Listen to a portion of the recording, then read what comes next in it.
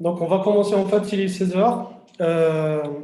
Tout d'abord, en fait, je suis ravi de vous voir aujourd'hui dans ce webinaire en fait, qui est consacré au digital en Algérie, que M. Yazid Agdal va nous présenter en fait un état des lieux général, toutes les opportunités en fait, qui se présentent aujourd'hui dans le digital en Algérie, les efforts en fait, qui sont faits par les autorités pour améliorer la vie en fait des citoyens grâce au digital.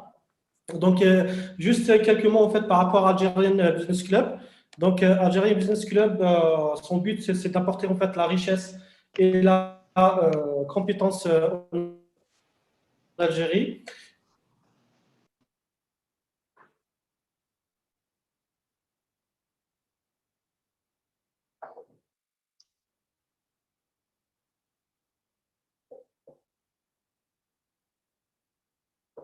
Algerian Business Club. Donc, je cite donc notre site.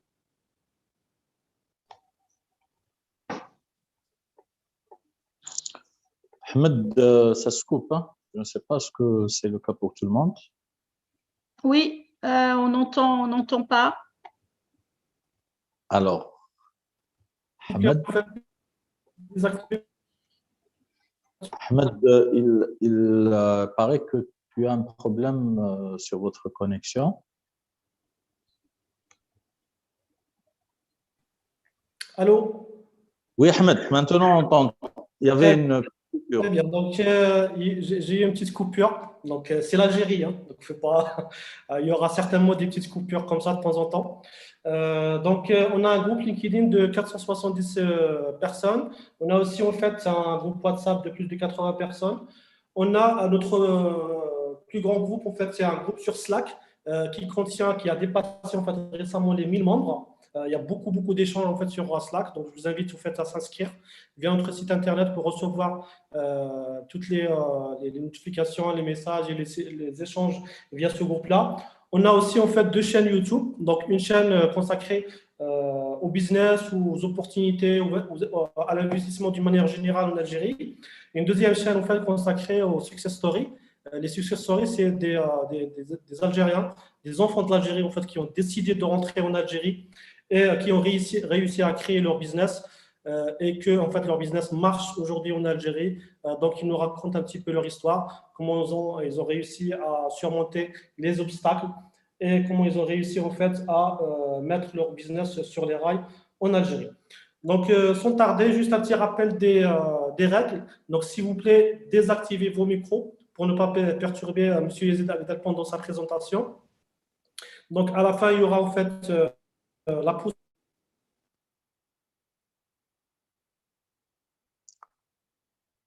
Ahmed.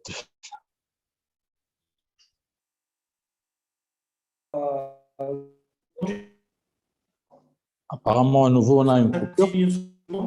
Pour laisser de participer à ce webinaire.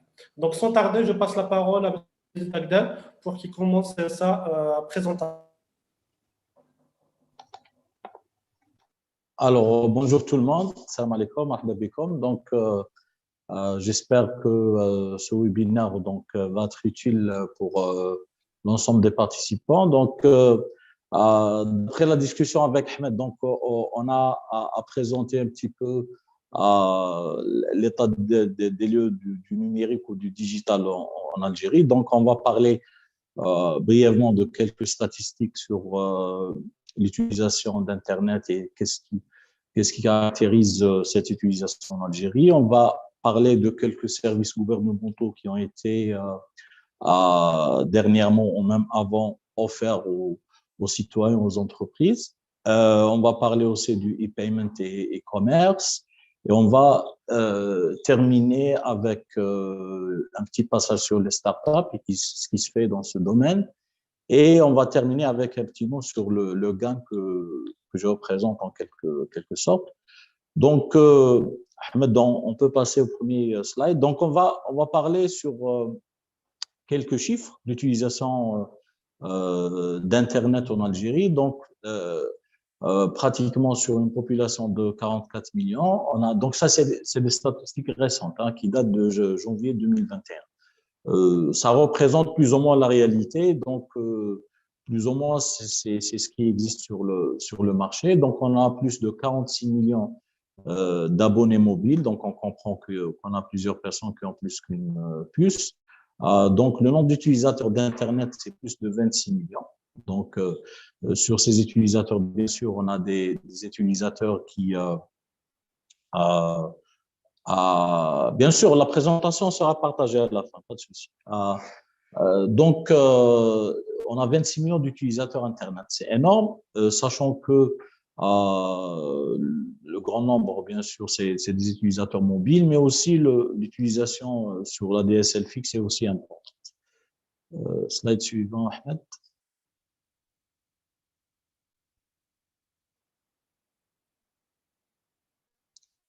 Alors, ça aussi, c'est l'évolution de l'utilisation. On voit essentiellement que l'utilisation de l'Internet fixe a vraiment avancé de plus de 16%. Donc, il faut savoir une chose, c'est que les efforts qui ont été déployés sont, malgré tout ce qui se dit sur Algérie Télécom et le problème de la qualité de la connexion Internet, mais aussi, il faut dire qu'il y a l'Algérie, c'est un continent, c'est pas un petit pays. Donc, il faut savoir que la politique de l'État, c'est d'essayer de donner l'accès à Internet à tout le monde, même dans les plus petits villages à l'intérieur du pays. Donc, il y a un effort qui n'est pas évident d'essayer d'aller vers le citoyen là, même s'il est au sud, même s'il est à l'intérieur, même s'il est dans des régions difficiles. Moi, je connais des régions à l'intérieur du pays qui sont des petits villages et qui ont de la DSL avec de la fibre, où des fois on utilise le VLL, donc la connexion sans fil. Mais ce qu'il faut savoir, c'est qu'il y a un effort qui est fait. On pourra parler pendant les questions sur qu'est-ce qui fait qu'Internet actuellement, on a toujours ce problème de connexion Internet, mais il y a au moins des efforts pour l'amélioration. Alors, d'autres chiffres, Ahmed?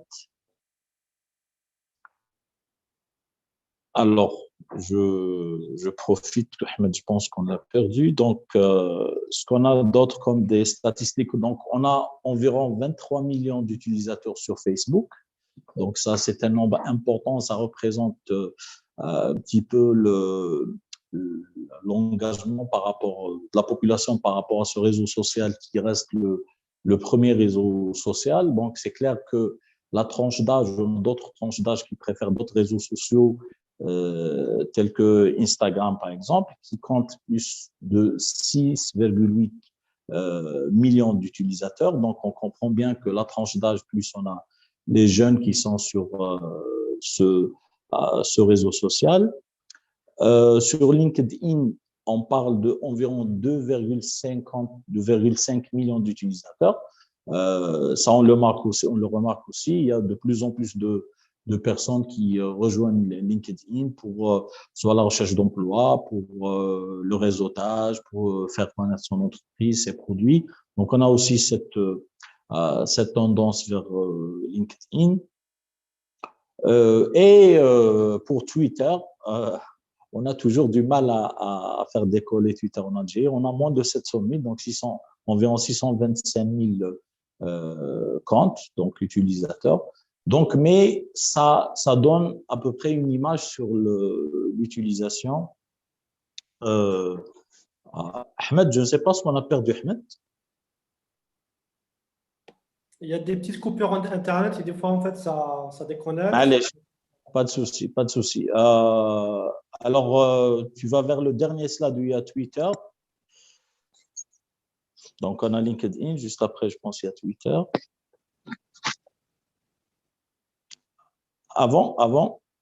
Juste avant. Voilà. Très bien. Donc, next slide. C'est des statistiques sur les sites les plus visités et les recherches les plus importantes. Donc, vous remarquez que environ à part Google et YouTube, c'est normal. Donc, quand vous avez Webknis, vous remarquez que c'est le site le plus utilisé. Quand vous avez aussi des sites de journaux, par exemple, An-Nahar, ainsi de suite. Donc, pour la recherche, vous voyez qu'il y a un besoin en traduction.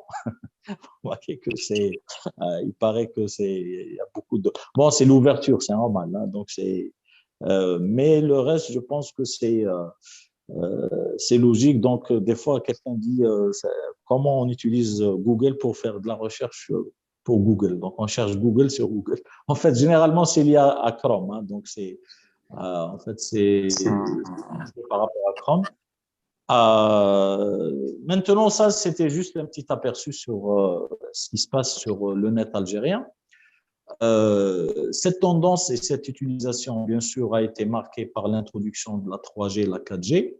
Donc, le nombre d'utilisateurs d'Internet a largement augmenté, donc, et les prix aussi ont suivi. Donc, on remarque que les prix aussi, par rapport aux premiers temps, on a toujours des offres, de la concurrence entre les opérateurs. Maintenant, la qualité, tout dépend de la ville, du réseau, de l'opérateur, de la région. Donc, mais globalement, au moins, on arrive, par exemple, à faire des lives. Ça, c'est avant, c'était pas évident.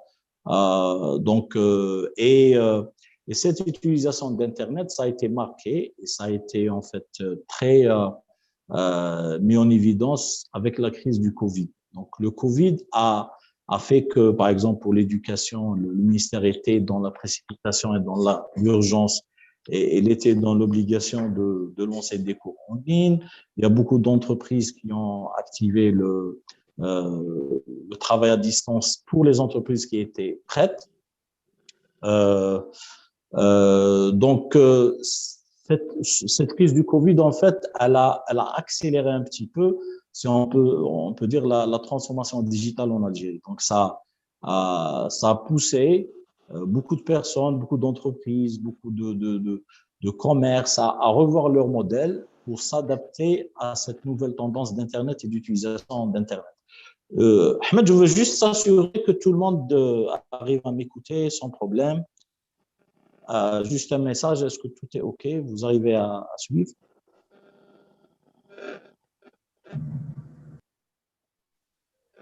Très bien, merci. Parfait, parfait. Merci à vous. Il faut juste désactiver vos micros pour éviter les interférences, s'il vous plaît. Alors, prochain slide. Maintenant, on va passer à présenter quelques services qui ont été lancés. Il y a des services qui sont récents. Il y a d'autres services qui sont là, ça fait quelques années, quelques mois. Ahmed, tu peux passer le next slide, s'il vous plaît, sur les services gouvernementaux.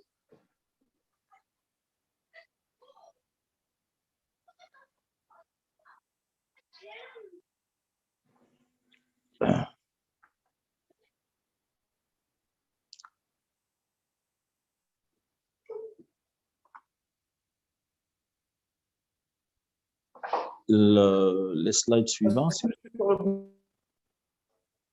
Ahmed, sinon je vais, si tu permets, sinon je vais partager moi-même la présentation. Est-ce que tu peux me donner la main?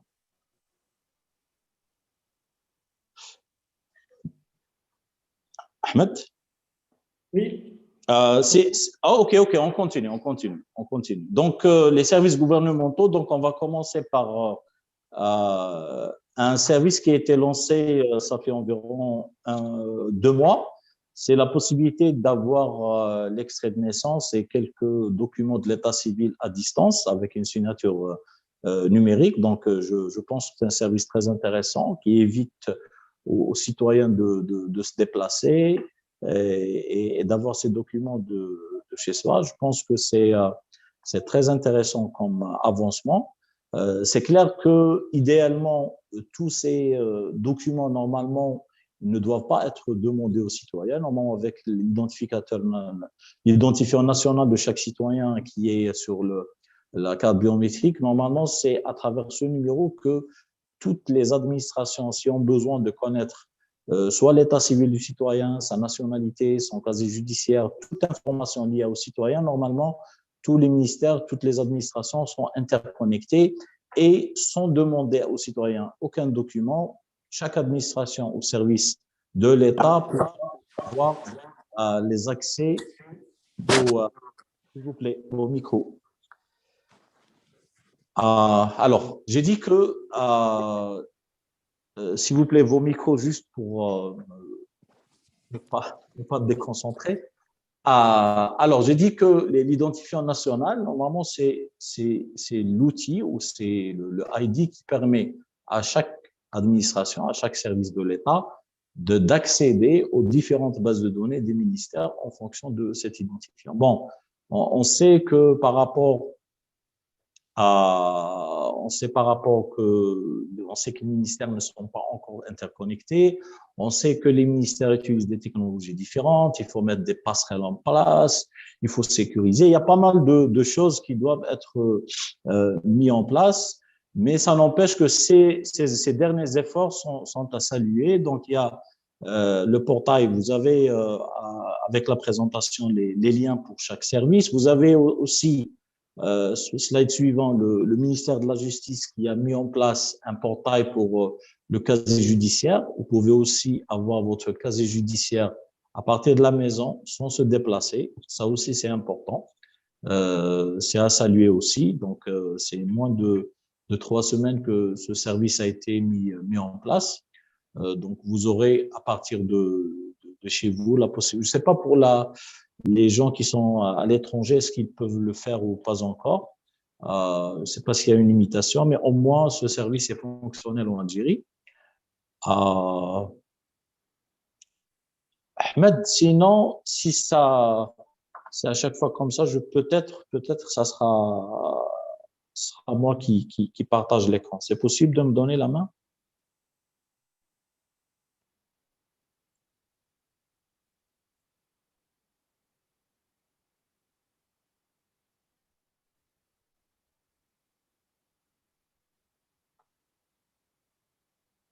Yazid, je suis désolé, j'ai un petit souci de connexion là, en fait. Donc, je te donne la main.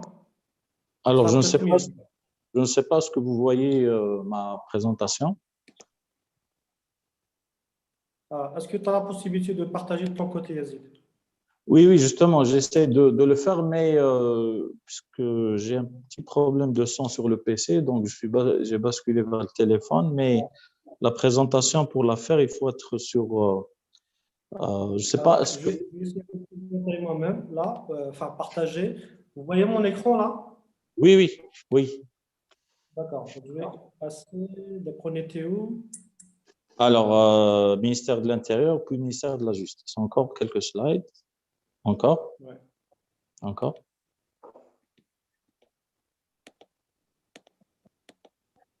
Voilà, ça c'est le ministère de la Justice. Donc, en bas, vous avez le document qui est signé numériquement et qui est imprimé, téléchargé. Et vous avez aussi vos accès vers le portail du ministère pour avoir d'autres services, y compris la nationalité. Donc là, je pense que c'est un pas qui est important. Ça, c'est des services qui sont offerts pour tout le monde, pour les particuliers. En parallèle aussi, il y a des services qui sont offerts pour les professionnels. Donc, on a par exemple le site de la CASNOS, de la CNAS. Tu peux avancer, Ahmed, s'il te plaît.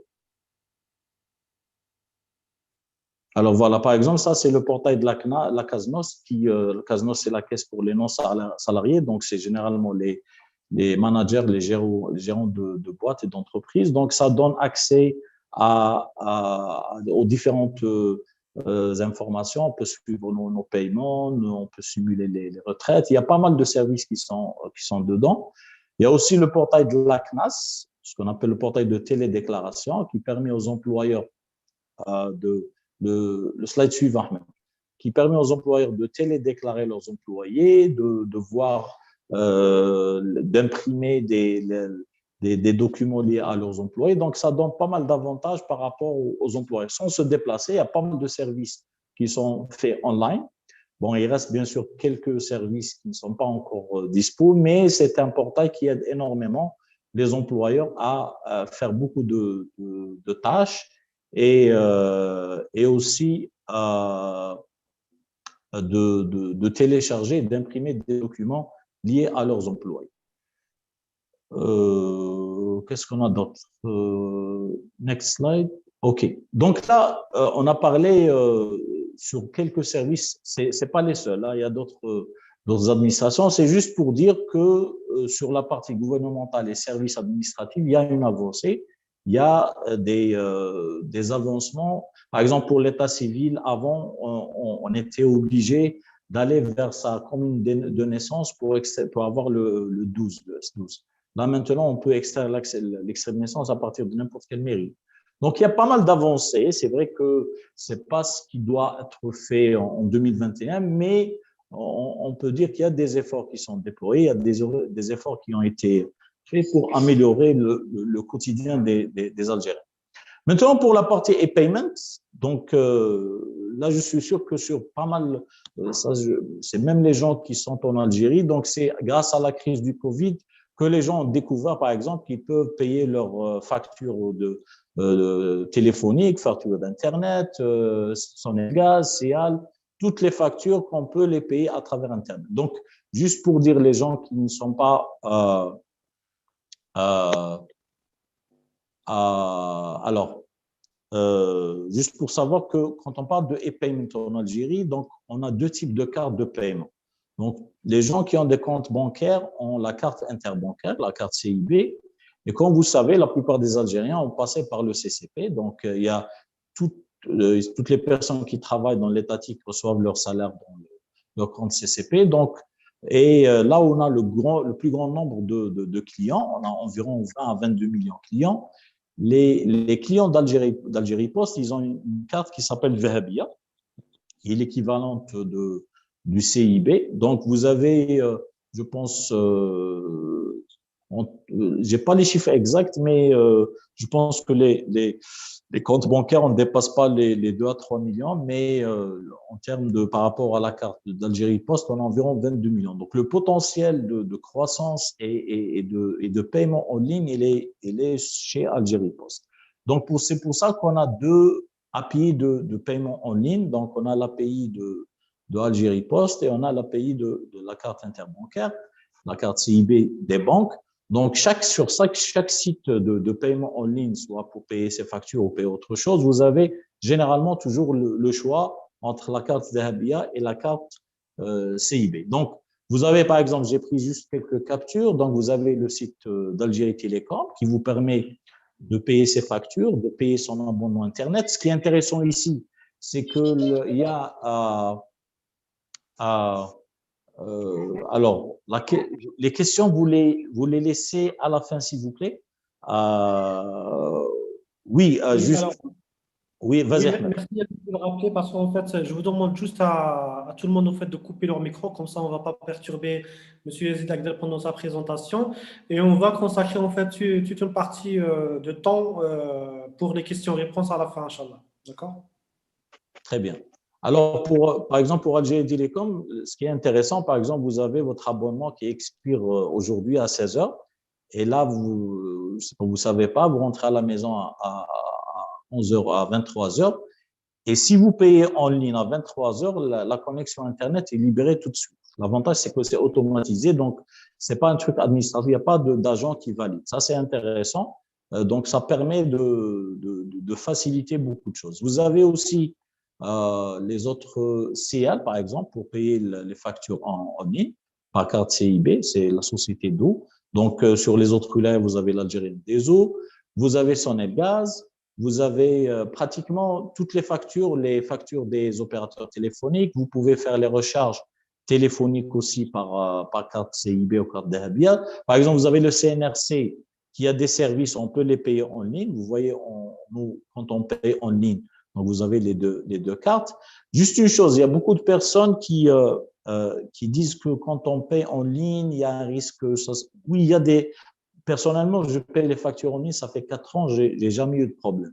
Il y a d'autres qui disent non, en fait, quand je paye, des fois le paiement n'est pas pris en charge, je dois réclamer, Mais c'est normal, c'est le début. Ça, je veux dire que si on a 5 à 10% de problèmes, on peut dire qu'on a 90% des gens qui payent les factures sans problème et ça évite beaucoup de problèmes. Mais durant la crise du Covid, c'était important de ne pas se déplacer et ne pas prendre de risque de contamination. Et ça permet à pas mal de gens de découvrir ce monde de paiement en ligne et qui permet d'éviter beaucoup de problèmes de déplacement. Et c'est une culture aussi. Le plus important, c'est d'avoir cette culture de paiement en ligne, ce qui va faciliter la tâche pour l'ensemble des acteurs de l'écosystème quand on va passer après vers le e-commerce où la culture de paiement en ligne devient quelque chose de banal et de par défaut, surtout pour une catégorie d'utilisateurs, des citoyens qui ont la possibilité et la culture de payer par carte et sortir graduellement de cette dépendance du cash. Et vous vous souvenez, les mois précédents, il y avait une crise de cash énorme. On avait des files d'attente au niveau des bureaux d'Algérie Post, puisqu'on est malheureusement lié au cash dans n'importe quel. Donc, c'est pour ça qu'il y a un effort qui est fait dans ce sens, soit pour le paiement en ligne ou le paiement par TPE. Je veux dire que c'est là où, dans les commerces, les supérettes, les pharmacies, on commence à voir les TPE, les terminaux de paiement en ligne, au paiement électronique, là où on peut payer avec sa carte CIB ou Dahabia sans être obligé d'avoir du cash. Ça commence, on avait une loi qui exigeait d'avoir ce terminal dans tous les commerces avant la fin 2020, mais apparemment, c'était pas évident, donc ils ont prolongé durant une autre année pour avoir cette obligation. Mais il faut dire qu'on commence à voir cet effet de généralisation du paiement en ligne ou des transactions. On peut avancer juste pour voir quelques statistiques. Avant de dire, juste une précision, c'est qu'avant, tout ce qui est paiement en ligne était limité dans le paiement des factures et services étatiques. Il faut savoir maintenant que ce paiement en ligne est disponible pour tout le monde.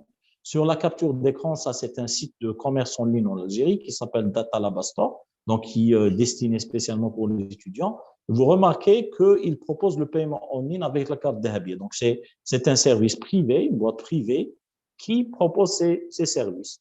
Donc ça veut dire on commence à avoir une généralisation. À vrai dire aussi que Algérie Post, ils ont lancé une application qui s'appelle Beridimop. Ça permet de payer des factures. Ça permet aussi, et c'est important, de faire des virements en ligne entre des comptes CCP, donc des comptes postaux. Et ça, c'est très important. C'est vrai que c'est limité à une certaine somme par jour, mais ça permet de transférer de l'argent à tout moment entre les clients de Algérie Post. On commence à avoir aussi le e-banking des banques, surtout privées, qui permet de faire des opérations en ligne, faire des virements, par exemple. Ça, c'est important, avoir un accès permanent à leur compte, du SMS banking. Donc, on voit aussi que même en termes d'évolution, c'est vrai que c'est pas vraiment la vraie tendance qui existe ailleurs, mais on commence à voir chaque banque, par exemple, a une application mobile qui permet de consulter, de faire des virements, et on aura du mobile payment prochainement aussi. Le cahier des charges a été fait, le fournisseur a été choisi. Donc, on aura aussi du mobile payment dans les prochains mois ou prochaines années. Donc, il y a une vraie tendance, une vraie volonté de l'État d'aller vers ces moyens de paiement. Ça va nécessiter du temps. Pour avoir la confiance des citoyens, il faut faire des efforts côté médias. Il faut faire beaucoup de campagnes pour gagner la crédibilité, la confiance du citoyen, pour que le citoyen aille directement vers ces moyens et graduellement se débarrasser de cette dépendance énorme du cash qui cause énormément de problèmes. Alors là, cette courbe est très importante puisque ça permet de voir l'évolution du e-payment en Algérie entre différentes années et vous voyez que les opérations de e-payment sont multipliées presque par 10 en 2020 par rapport à 2019 et l'élément ici qui a fait la différence, c'est le Covid. Vous remarquez que même pendant l'année 2020, vous voyez, donc janvier-février, et là on a le Covid, vous remarquez qu'on a une tendance toujours vers, et ça continue. On va voir un autre tableau par la suite, le slide suivant. Voilà, et vous remarquez que pendant, par exemple, 2019, vous avez 2020, le chiffre, c'est presque 10 fois, et pour les transactions aussi, on voit que pour le mois de janvier, essayez de voir le nombre de transactions. Elle est vraiment très importante. Donc, le nombre de transactions pratiquement en janvier 2021 est équivalent à toutes les transactions qui ont été faites en 2019. Donc, vous remarquez que vraiment, on a cette tendance, une fois les gens vont prendre confiance, une fois que le système sera stable, un bon système de prise en charge de réclamation en cas de problème, une bonne vulgarisation par les autorités avec quelques facilités, quelques motivations. L'aspect fiscal aussi doit jouer le jeu par rapport aux commerçants, ainsi de suite. Donc, on voit qu'il y a vraiment une tendance de plus en plus d'utiliser le e-payment et les moyens de paiement électronique. Et je pense que c'est une bonne nouvelle pour tous les projets, toutes les sociétés qui veulent lancer des services en ligne. Pendant cette période aussi, on a remarqué le développement de l'activité de livraison. Donc, pendant le Covid, puisqu'il y avait le risque de déplacement, on a vu beaucoup de sociétés de livraison qui ont été créées ou qui ont été développées et la flotte des sociétés était renforcée. On a vu beaucoup de personnes qui ont commencé, les commerçants qui ont été obligés de fermer leurs magasins, de passer vers le en-ligne, soit à travers le marketplace de Facebook ou à travers Webknis, avec le service de livraison. Donc, on commence à voir ce schéma du e-commerce se construire graduellement. C'est vrai que la couche de paiement en ligne, la loi du e-commerce qui existe, mais qui est toujours complexe, mais je pense qu'on a en fait, c'est le non-retour. Pour moi, c'est une question de temps. Ça dépendra aussi des efforts qui seront faits par les autorités pour encourager soit les commerçants ou les sociétés et les citoyens pour aller vers ce type de paiement. Mais pour moi, le Covid était l'occasion d'accélérer. On a gagné pour moi minimum 2 à 3 années pour la transformation digitale de l'Algérie. Suivant, Ahmed, juste pour respecter le timing et laisser les... voilà, juste pour dire que on a aussi quelque chose qui vient d'être créé en Algérie. On a un ministère qui est dédié aux startups. Donc, on commence à encourager tout ce qui est startup, malgré que l'écosystème algérien n'est pas encore mature et il a besoin de beaucoup d'efforts, beaucoup de travail. Mais on a fait l'équivalent du Startup Act en Tunisie. On a créé une loi, on a créé des facilités, on a créé un label startup qui permet aux entreprises, aux entrepreneurs, aux jeunes d'avoir des facilités fiscales, une exonération des impôts, d'avoir la possibilité de financement d'un fonds spécial. On a aussi un label qui s'appelle Projet innovant pour les jeunes qui n'ont pas encore créé leur entreprise. Une fois ils développent leur produit, ils lancent l'entreprise, ils auront le droit à ce label. Ils auront automatiquement le label startup qui va leur donner automatiquement des avantages de 3 à 4 années d'exonération fiscale et d'autres avantages de financement, ainsi de suite. Donc, l'avantage aussi que c'est un portail qui est ouvert à toute l'Algérie. Ça veut dire les jeunes qui sont à Tamarrasset, à Betna, à Annaba, même dans les coins les plus défavorisés de l'Algérie, ils peuvent soumettre leur candidature et avoir le label et commencer à travailler. Ça, je pense que c'est un point important. C'est clair que c'est pas suffisant. Il nous reste beaucoup de travail, mais il faut savoir aussi qu'il y a une vraie volonté d'encourager ce domaine de start-up et on remarque dans le terrain qu'il y a ça bouge. C'est vrai que c'est pas on n'a pas vraiment de grandes success stories, mais ça commence. Vous avez par exemple Yessir, c'est l'équivalent de Uber, donc ça a fait, c'est une belle histoire de réussite. Webknis, même si ça date mais aussi c'est une startup qui a commencé tout petite. Maintenant, vraiment, c'est un site qui cartonne et pratiquement c'est le futur du e-commerce en Algérie. Et on commence à avoir aussi l'intérêt des jeunes pour ce type de projet et de société. Je termine avec le GAN. Donc, le GAN, c'est quoi? C'est le groupement algérien des acteurs du numérique. Donc, c'est un groupement d'entreprises qui est actif dans le numérique en Algérie, qui a été créé, ça fait 1 année. L'objectif, c'est de regrouper les différents acteurs qui travaillent dans le numérique, les éditeurs logiciels, les intégrateurs, les partenaires d'éditeurs mondiaux pour essayer on a créé un certain nombre de commissions. La commission que je préside, c'est la commission d'intégrateurs et de logiciels. On a une commission start-up, une commission pour tout ce qui est export, et il y a une commission pour la relation avec l'université. Il y a pas mal de commissions. Ces commissions font du travail et vont avoir des livrables qui vont être transmis aux autorités. Ce qu'il faut dire, c'est que les autorités, pendant cette année, ont été vraiment très collaboratifs. Ils ont reçu les membres le staff ou le board du GAM plusieurs fois. Ils ont même reçu les recommandations, ils ont reçu des rapports. Donc, il y a cette volonté au niveau du gouvernement d'être attentif aux acteurs du terrain. Je pense que cette expérience est très intéressante. J'espère aussi voir d'autres initiatives, puisque c'est très difficile de rester passif et de dire que rien ne va, ça va pas, le système n'est pas bon. Mais avec le temps, on voit que quand on active, on s'organise, on essaie de faire des efforts, on a toujours les gens qui peuvent nous entendre et nous demandent des conseils, et ça peut changer des choses. Avec le GAN, il y a beaucoup d'actions qui ont été faites avec le gouvernement et différents ministères pour faciliter et changer des choses, pour faciliter l'accès au marché, pour favoriser l'environnement d'investissement, pour voir des facilités avec le système fiscal, le système bancaire. C'est vrai qu'on n'a pas toutes les propositions qui sont concrétisées, mais à la fin, je pense que ce travail de regroupement et de travail en groupe et collaboratif, et être positif et essayer d'être dans la proposition, c'est important pour changer les choses en Algérie. Voilà, je vous remercie. J'ai plus ou moins respecté le timing, donc je suis prêt à répondre à vos questions et merci pour votre attention.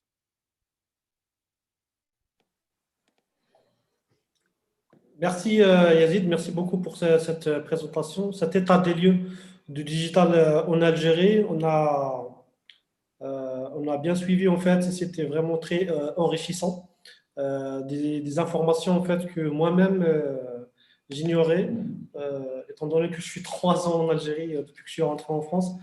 Donc oui, en fait, effectivement, il y a pas mal d'évolutions, il y a pas mal de services. On sent en fait qu'il y a pas mal d'efforts fournis par l'État pour améliorer ce secteur. Et ça va dans le sens en fait de faciliter la vie citoyens pour avoir en fait les différents services le plus rapidement possible. Donc là, en fait, j'ouvre le débat. Donc, si vous avez des questions, maintenant, vous pouvez en fait activer vos micros. Si vous pouvez juste lever la main avant d'intervenir, comme ça, en fait, je vais donner la main par ordre de priorité. Donc, Habiba Hash, tu as la parole. Vas-y. Salam alaikum. بالنسبة ما شاء الله يعني إذا وين شفت يعني هذه الحاجات في الجزائر ما شاء الله. بالنسبة فقط للشباب، أنا عندي ابن أختي راهو من بين لي ديفلوبور تاع لي ريستورون إكسيتيرا مع الشباب في قسنطينة. Juste Habiba, est-ce que tu peux nous dire en fait, tu nous parles d'où? Moi, je vous parle de Montréal, راني في مونريال. D'accord. مي عندي راني نشوف بزاف لي جون راهم يجيو لكندا، سي دي جيني. انايا اوليو باش هذه الادمغه نسميهم ادمغه، نشوفهم يهربوا دركا ويسرون اكسبلواتي فريمون او ماكسيموم بغير ما ياخذوا حقوقهم في الخارج. Puisque vous avez fait ça en Algérie, le Sonelgaz et tout ça, pourquoi ne pas les exploiter? Mon neveu, ils ont développé avec l'application pour les restaurants, elle est gratuite. Pourquoi ne pas les attirer par au moins un salaire symbolique? Je ne sais pas, mais il faut savoir comment les attirer. Mon neveu, il veut venir au Canada, il a même payé pour venir faire sa maîtrise. Il a sa maîtrise en Algérie. ويجي هنايا باش يزيد يعاود يسلك بقره وبنتها باش يقرا هنايا لا ميتريز. علاش on peut pas les retenir في الجزائر؟ Voilà. Les gens qui sont à l'étranger, j'aime bien, Ahmed, vous êtes au courant, comment كيفاش ننسقوا بين درك الناس اللي راهم في الخارج.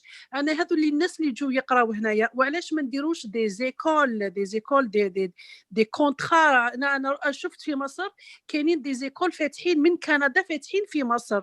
علاش ما نديروش نفس الشيء هنايا؟ نديروا دي عقود، ما جو سي با، وزاره التعليم العالي لازم ينشطوا شويه في هذا المجال. عندنا طاقات، يعني يا سبحان الله، عندنا طاقات خارقه للعاده، يعني ما شاء الله. للاسف راهم ما نشوفوا فيهم يروحوا يهاجروا الهجره الغير الشرعيه. الناس اللي يروحوا يسجلوا راهم يسجلوا هنايا، راهم يسجلوا في كندا بور فيغ داك، ومن بعد كي يلحقوا هنايا لكندا يديروا دي او بي، ديبلوم دي زيتود بروفيسيونيل.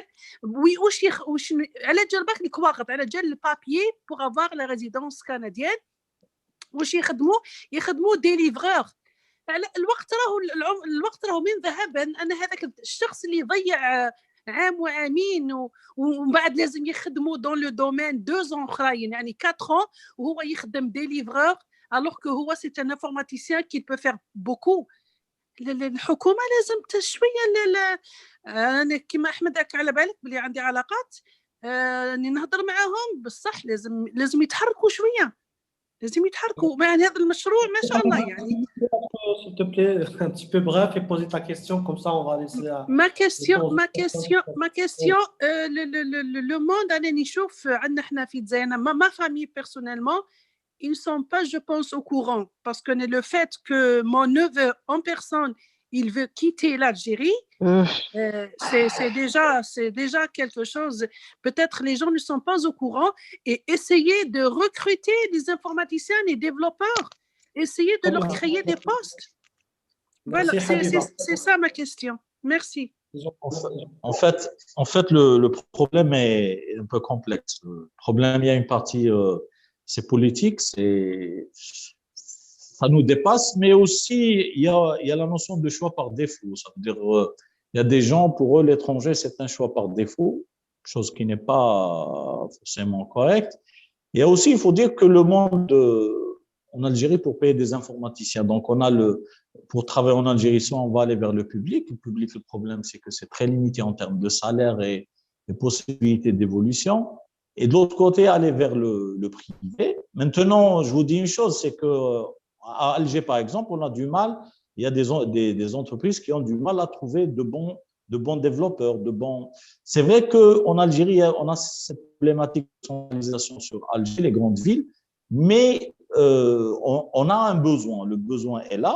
Ça ne veut pas dire qu'il n'y a pas des gens qui sont au chômage, mais il faut chercher. Il y a aussi cette tendance d'entrepreneuriat, les gens qui lancent leur boîte. Il y a cette tendance de freelance. Il y a beaucoup de jeunes qui travaillent en freelance pour des projets à l'étranger, en restant en Algérie. Mais il faut savoir aussi que c'est un problème de culture. Les gens, pour eux, l'étranger, c'est un choix par défaut. Ça, c'est au niveau mindset, c'est lié à d'autres problèmes, à l'avenir, à la crise politique, au climat de confiance. Donc, c'est compliqué, Donc, peut-être ça nécessite tout un débat à part. Voilà.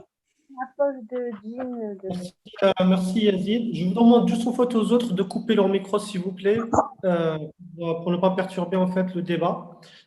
Alors, je passe la parole à Monsieur Hakim Ababsa.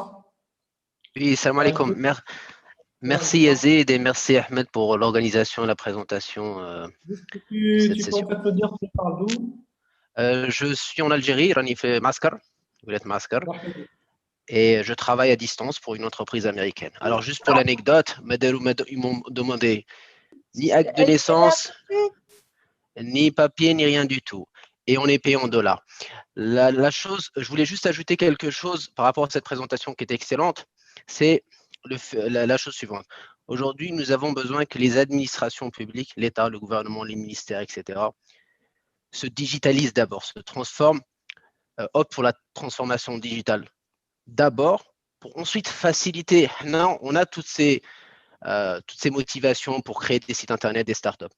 Mais tant que l'administration, tant que le décideur n'a pas opté rapidement pour la transformation digitale, là, il est là le problème. Le problème réel, il est là. Je pense à mon... Est-ce que vous m'écoutez? Vous m'entendez? Oui. Oui, en fait, je pense, On t'entend pas.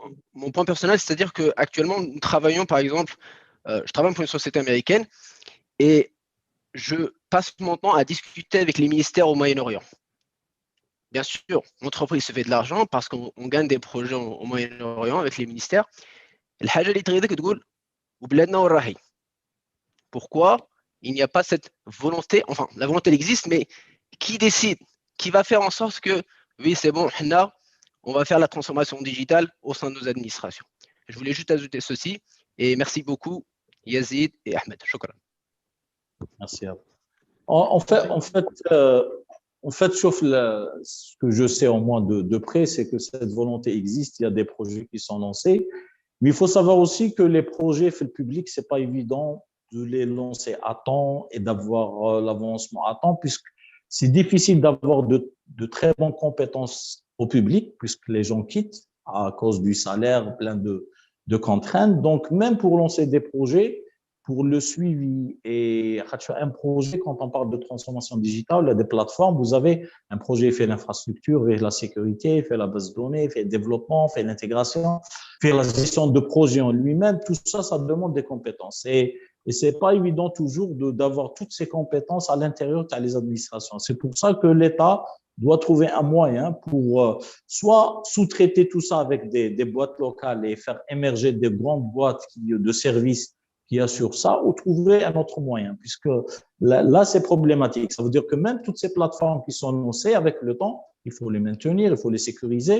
Tout ça, ça nécessite de la compétence. C'est pas uniquement des data centers ou des technologies qu'il faut acheter. Il faut aussi de la ressource humaine qu'il faut avoir, qu'il faut maintenir pour maintenir ces plateformes et être sûr que ces services vont être disponibles tout le temps. Mais encore une fois, la volonté existe, les efforts sont entamés, mais dans le terrain, il y a beaucoup de contraintes et des fois un problème de vision. Voilà. Très bien. Merci Yazid de ta réponse. Alors, on passe la parole à M. Chekib Khmissi. مساء الخير بارك الله فيكم يعطيكم الصحة. أنا شكيب خميسي نتكلم من ولاية كاليفورنيا في الولايات المتحدة، والتدخلات تاعكم مهمة جدا، والإخوة اللي تقدموا الأخ من المعسكر والأخت من موريال، أنا إن شاء الله راني نخدم في الحل هذاك اللي تكلمتوا عليه. راني نساعد في الجزائريين في الجزائر باش يتحصلوا على شغل في الولايات المتحدة ويخلصوا بالدولار كما قال الأخ عبد الحكيم. والآن عندي حوالي 10 about 10 positions that are open في الماركتينج في السوفت وير. ما هي الغاية وما هو الهدف من هذا العمل اللي بديت فيه؟ الهدف أنه الجزائريين في الجزائر يتحصلوا على يتعلموا التكنولوجيا الأخيرة، يتعلموا باش في المستقبل يبدأوا الشركات تاعهم في الجزائر، يتعلموا الخبرة ومن بعدها يزيدوا هما يشغلوا الجزائريين. ما كان له يدوا كما يقولوا البوطي ويحوسوا على الامريكان ولا يروحوا لفرنسا ولا اللي هي، يقعدوا في بلادهم، يقعدوا يخدموا من دارهم، يقعدوا يخدموا مع مواليهم. وهذه بدات الخبرة هذه. كانوا بعض الجزائريين مثلا في الصحراء كان يخدم في الصحراء، لقينا له خدمة ولا يخدم معاه في داره ولا لبلاده ولا يخدم معاه قدام والديه. الأمر باش نقعدوا في الموضوع، أنا حبيت نعرف هل فيه بنوك جزائرية اللي تخلينا نبعثوا الدراهم اون دولار ونديروا نترانسفيريو الدراهم ما بين لي زاكونت اون دولار. هذه مازال ما لقيناهاش. لقيت حتى الآن بايسيرا لا بنك اكستيريور تسمح لك باش تبعث الدراهم اون دولار، بصح مازال ما لقيتش الحل كيفاش مثلا نبعث الدراهم نحل عندي ان كونتينمون كيفاه نترانسفيري الاخرين. هذه في الموضوع اللي راكم تتكلموا عليه، واللي راهو حوس ويعرف واحد اللي يحسن ويتقن الانجليزيه ولا يسمح لي الاخ يزيد واحمد ندير لكم الايميل تاعي يتصلوا بيا وان شاء الله نعاونهم. والغايه اللي حبينا نتوصلوا لها انه الجزائر في المستقبل ان شاء الله تكون في عود الناس يروحوا لرومانيا ولا للهند، تكون الجزر تحط النقطه تاعها في الخريطه التكنولوجيا ان شاء الله. وبارك الله فيكم. يعطيك الصحة. شكرا سي عبد الحكيم. En fait, واش راه يدير عبد السي عبد الحكيم بزاف. جو فو دير كو سورتو بارابور لا كريز تاع الكوفيد كاين بزاف هاد لا نوسيون دو فريلانسينغ. دابا دي Algériens qui sont basés en Algérie et qui travaillent pour des projets qui sont à l'étranger. C'est des jeunes, des fois très jeunes, des fois des jeunes qui sont à l'université. Donc, mais à la fin, à la fin, le problème, c'est à chaque fois, c'est le même problème, comment rapatrier de l'argent. Et la problématique, elle n'est pas posée uniquement pour les personnes. Hein. Des fois, c'est même pour les boîtes qui font des services pour l'étranger, pour recevoir leur argent en devise. Donc, c'est parmi les dossiers aussi. L'ILGAN, il essaie de travailler avec le ministère ou avec le ministère des Finances pour pouvoir transférer de l'argent, surtout quand c'est facturé. Puisque le problème qui connaît une personne, donc c'est côté fisc, il y a une petite problématique, c'est que c'est pas visible. Mais par contre, les boîtes qui exportent des services, donc il y a un accord de principe de rapatriement de l'argent 100% en devise, puisque la loi actuelle, on prend 50%, 50% de le cours officiel, donc c'est pas vraiment intéressant. Mais le problème bancaire, d'une façon générale, même pour les cartes Visa, toujours c'est le même. On a un problème. Hein. Financièrement, on a un problème pour tout ce qui est devise. Enfin, ouais, c'est normal. Le dinar n'est pas convertible, donc les gens, donc c'est normal. On a un problème comment, surtout par rapport à la justice. Par exemple, j'ai des serveurs, des VPS AP à l'étranger. Il n'y a pas un moyen officiel, sauf d'utiliser une Visa card où les charges ne sont pas justifiées à un fisc, par exemple. On a beaucoup de problèmes qui sont liés à un problème plus complexe, qui est le problème du dinar. Et le taux de change aussi, le double taux de change.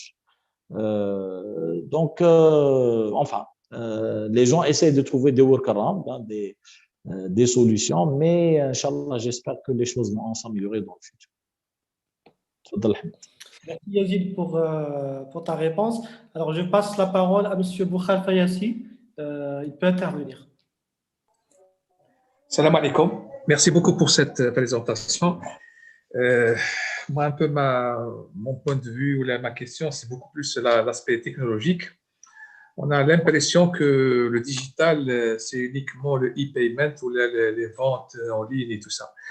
Moi, je pense qu'il y a une grande partie que les startups ou les entreprises peuvent aussi, je dirais, faire émerger des acteurs dans la partie de la technologie, tout ce qui concerne la gestion des systèmes au niveau des usines ou bien au niveau des systèmes de contrôle, de communication. Je pense qu'il serait intéressant que aussi les startups s'intéressent à ce domaine-là, parce que je pense qu'il y a aussi beaucoup de services qui aujourd'hui sont importés, qui pourraient donc être pris en charge par des startups algériennes. Je suis sûr qu'avec avec l'accompagnement aussi qu'il faudrait y avoir bien sûr de la part des grandes entreprises et des grands donneurs d'ordre, ce genre de choses pourrait être possible. Donc, je vous demande un peu, ma question, c'est vraiment dans ce domaine-là, quelle est votre approche ou quelle est votre démarche que vous préconisez? Merci. Merci. En fait, question pertinente, mais il faut juste savoir que la présentation, ce que j'ai présenté, puisque les gens qui nous suivent sont un petit peu de background différent, mais il faut savoir aussi que par rapport à ce que vous avez dit en termes de système, on a, en fait, même pas dans le GAN, je préside une commission des éditeurs et d'intégrateurs. Il faut savoir qu'on a beaucoup de boîtes algériennes qui font du logiciel, qui font des systèmes de gestion, qui font de l'ERP, qui font de l'intégration de solutions mondiales, telles que par exemple, je ne cite pas les noms, mais de grandes solutions de haut niveau qui sont intégrées par des boîtes algériennes. Il y a des boîtes aussi qui travaillent sur des systèmes un peu spécifiques. C'est vrai que c'est pas très visible, oui, puisque ça correspond à des besoins des entreprises de terrain qui ne sont pas visibles forcément pour le grand public, mais il faut savoir qu'on a beaucoup d'entreprises qui travaillent dans ce domaine technique de développement, d'intégration, du logiciel sur mesure, des ERP qui sont même exportés à l'étranger. Il y a des boîtes algériennes qui ont pu vendre leurs produits en Afrique, par exemple. C'est vrai qu'en termes de start-up, le besoin, c'est la start-up, elle est là pour répondre à un besoin. C'est vrai que sur le marché algérien, vu le contexte économique et tout, le besoin n'est pas énorme. Mais pour tout ce qui est produits et services qui sont importés, il y a beaucoup de boîtes qui peuvent remplacer au moins des petites moyennes entreprises. Je ne parle pas des grands groupes ou des multinationales, mais beaucoup d'entreprises algériennes peuvent utiliser des produits algériens pour leur gestion, en termes de ERP par exemple, ou maintenant avec toute l'intégration de la partie mobile, la partie GPS, tout ça. On a beaucoup de solutions qui émergent, mais qui ne prennent pas de l'ampleur médiatiquement parlant sur sur la scène publique. C'est normal puisque c'est des produits qui sont destinés à des entreprises. Mais c'est clair que par rapport au besoin du marché, c'est un besoin qui évolue. Et moi, je dirais plus, c'est qu'on a pas mal de boîtes qui sont même un potentiel à l'international qu'il faut développer. Très bien. Merci, M. Boukhafa, pour la question et merci pour Yazid pour la réponse. Alors, je passe la parole à Abdelrahman. Il peut intervenir. Oui, donc, salam alaikum, barakallah fik Yazid, barakallah fik Ahmed pour ce débat, pour cette conférence. Donc, moi, c'est Abdelrahman, j'habite à Londres, je suis de Tlemcen. J'ai bien suivi votre conférence, elle était machallah.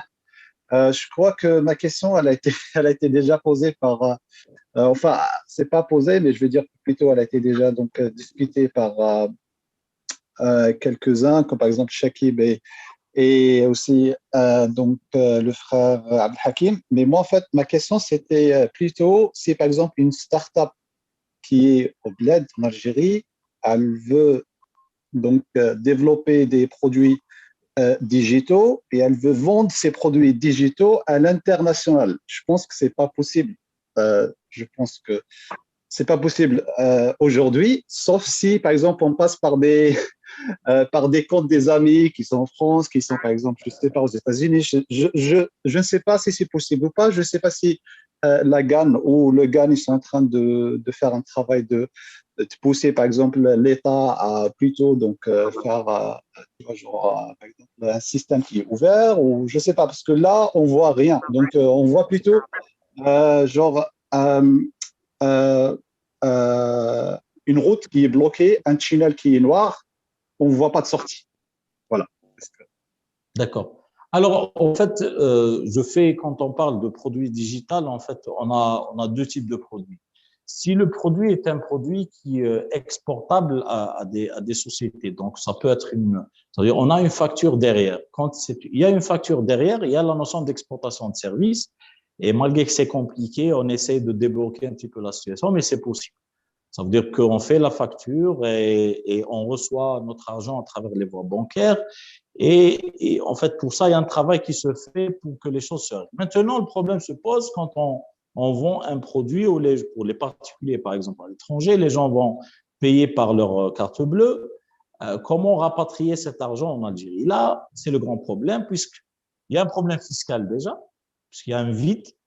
Ça veut dire comment que la personne pourra payer ses impôts. Est-ce que c'est considéré comme une exportation de services? Est-ce que cette boîte est-ce que c'est une personne qui a développé ce produit? Il n'a pas de registre commerce, comment il fait? Donc, il y a pas mal de complications dans ce sens et c'est parmi les dossiers, effectivement, sur lesquels le GAN travaille avec les autorités. Mais, comme vous le savez, quand il s'agit de plusieurs administrations, plusieurs services qui doivent intervenir, en l'occurrence, ministère des Finances, il y a beaucoup de choses à changer côté réglementaire, puisqu'on a une réglementation qui est figée et qui est basée sur la notion d'exploitation physique, de biens physiques. Tout ce qui est digital, virtuel, on le touche pas, il y a un problème, que ce soit exportation, soit même pour l'importation. Mais je pense en fait, c'est inévitable d'arriver vers ça. Je pense que c'est une question de temps, ça va venir. Il faut juste que les gens de l'écosystème fassent le maximum pas de pression, mais au moins d'initiatives pour attirer l'attention des responsables à l'importance de ça pour l'économie nationale. et aussi son importance pour libérer les jeunes, les sociétés pour faire du business. En fait, mais c'est une question pertinente et le problème existe toujours. Merci. Je passe la parole à Malek. Donc, il peut poser sa question. Oui, salam alaikum. Salam. Je tiens tout d'abord à me remercier Yazid à la présentation qui était fructueuse. Moi, j'ai plutôt une question concernant les startups. Est-ce que le critère de l'éligibilité d'une startup se base sur la jeunesse de son équipe managériale et opérationnelle, ou bien c'est surtout par rapport à son innovation?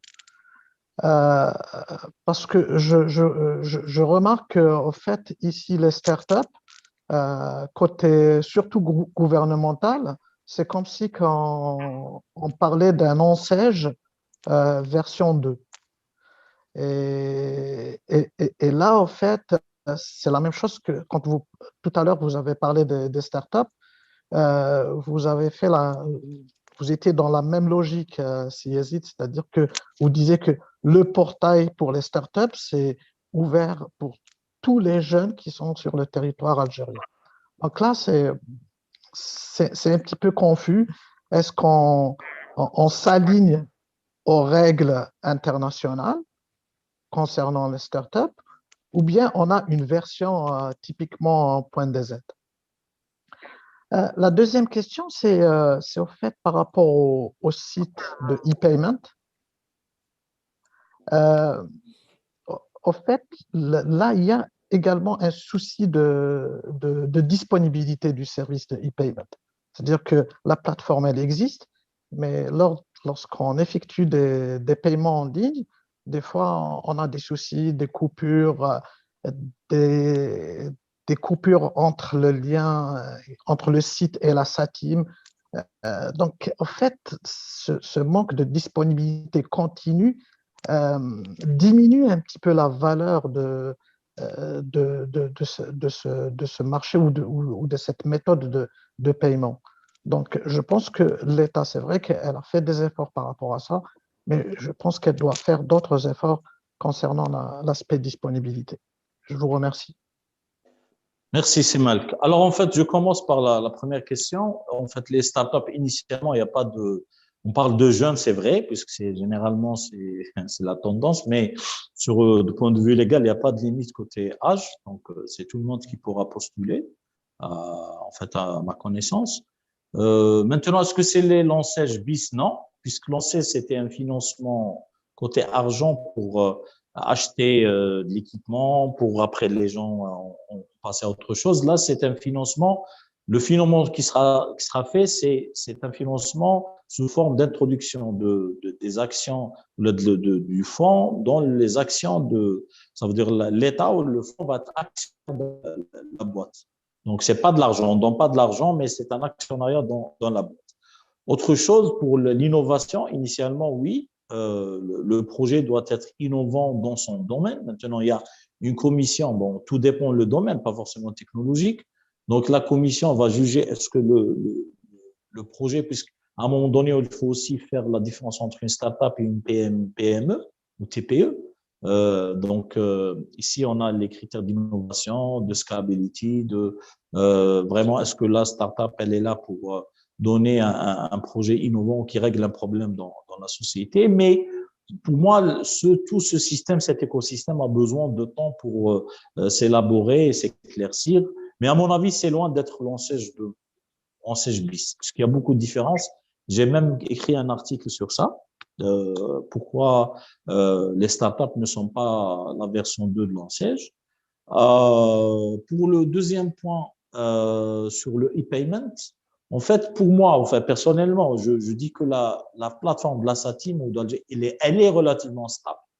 Moi, par exemple, je paye pratiquement toutes mes factures, je paye beaucoup de services en ligne et c'est rare où j'ai le système qui est indisponible. Donc, pour moi, de plus en plus, c'est stable.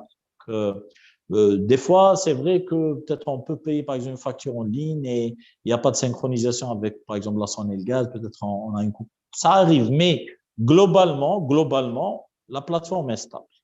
Voilà, c'est ce que je peux dire comme expérience personnelle et par rapport même les retours des gens que je connais, la plateforme est relativement stable. Voilà. Très bien. Merci Yazid pour ces éléments de réponse. Donc, je passe la parole à Zohir Chekhi. Il peut poser sa question. D'abord, salam alaikum. Comme ça. Salam. Voilà, merci beaucoup d'abord pour cette intervention. Je suis à Abu Dhabi, je suis un expert pétrolier, vous imaginez. Donc, étant habitant à Abu Dhabi, j'ai plusieurs remarques, si vous me le permettez, et Inch'Allah, تاخذوهم كما يقولوا بصدر مفتوح. La première remarque que j'ai, même si je maîtrise le français, dans le futur, il va être des sessions en anglais. Donc ça serait une bonne chose, une bonne introduction pour ce que vous faites et tout ce que vous faites en anglais. Ça, je pense que c'est un élément très important. La deuxième remarque que j'ai, vous parliez de la volonté politique. C'est vrai, il faut une volonté politique. On voit les débuts d'une volonté politique, mais on ne voit pas une sérieuse volonté politique. Parce qu'il y a, dans le domaine, il y a rien à inventer. Il suffit de copier ce que font les autres. Donc, c'est vraiment très, très simple. Je sais qu'on a hérité d'un système défaillant dans les différents domaines et tout ça, mais quand même, quand on a la volonté politique, en 10, en 15, en 20 ans, on peut changer beaucoup de choses. Ça, c'est la deuxième remarque. Donc, il y a un aspect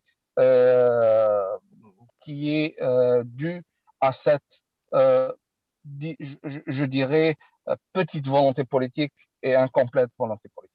La troisième chose, là, je vais aller un peu plus dans le détail et dans le vécu. La première des choses, c'est concernant les startups.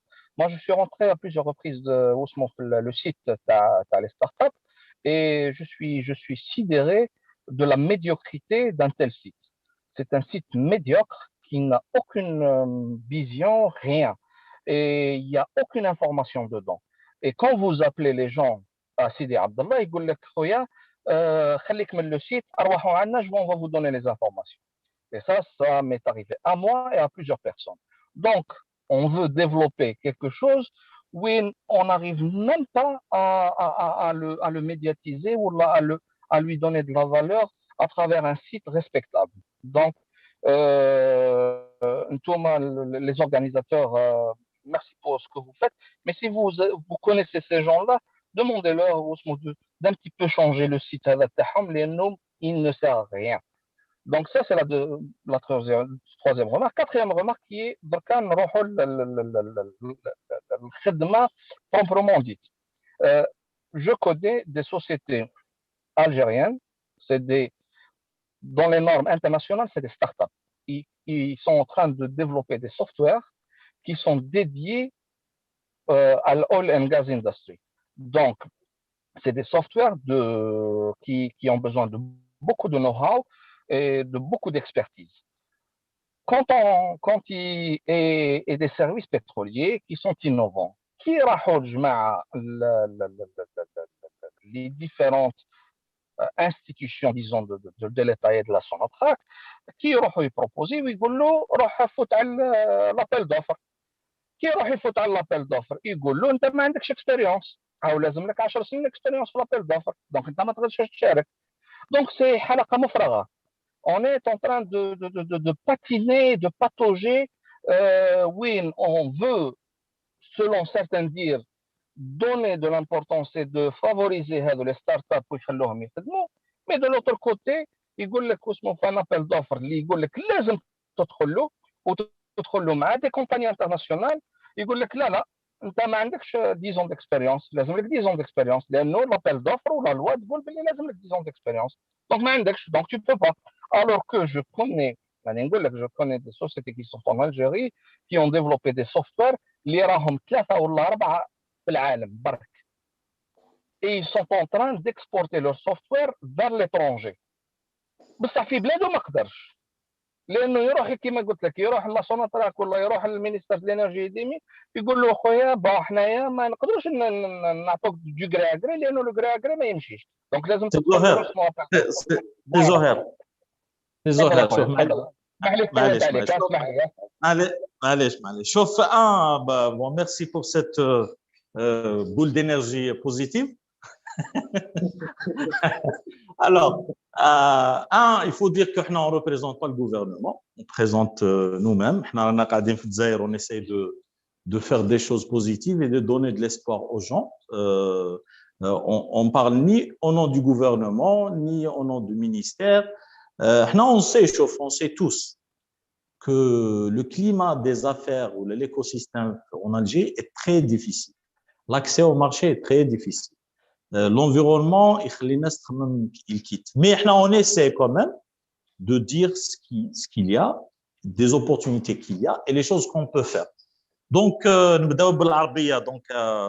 moi, ça ne me pose aucun problème de parler l'arabe ou l'anglais ou l'anglais, ça, c'est un détail. Je pense que Mohamed,